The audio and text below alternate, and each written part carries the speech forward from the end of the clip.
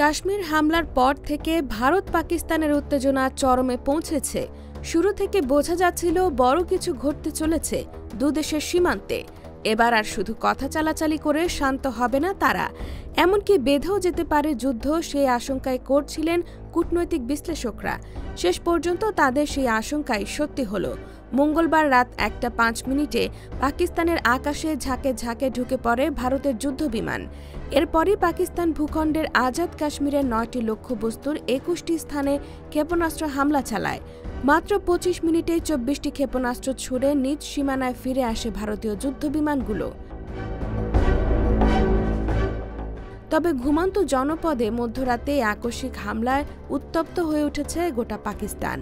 আগ্রাসনের জবাবে এবার আর কূটনৈতিক ভাষা নয়, সরাসরি পাল্টা হামলার হুঁশিয়ারি দিয়েছে দেশটি। প্রতিটি আগ্রাসনের দ্বিগুণ জবাব নেওয়া হবে চরম প্রতিশোধ।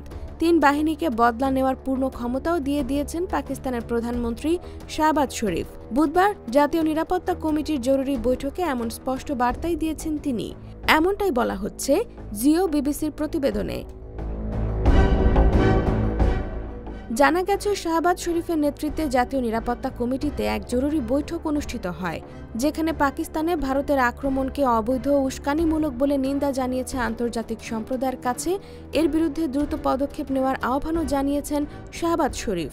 এদিকে সংসদে ভারতের এই গর্হিত পদক্ষেপকে রাতের আঁধারে ভীরু কাপুরুষের মতো হামলা বলে উল্লেখ করেছেন পাকিস্তানের বিরোধী দলের পাকিস্তান পিপলস পার্টির chairman Bilawal Bhutto.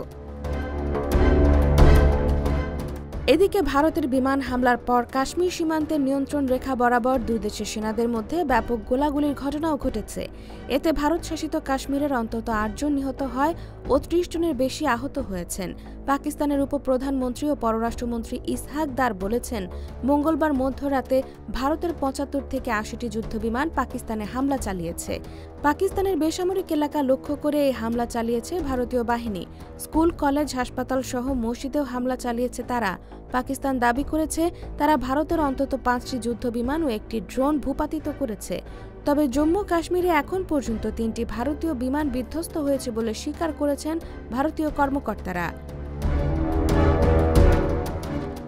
IBTV USA, new York.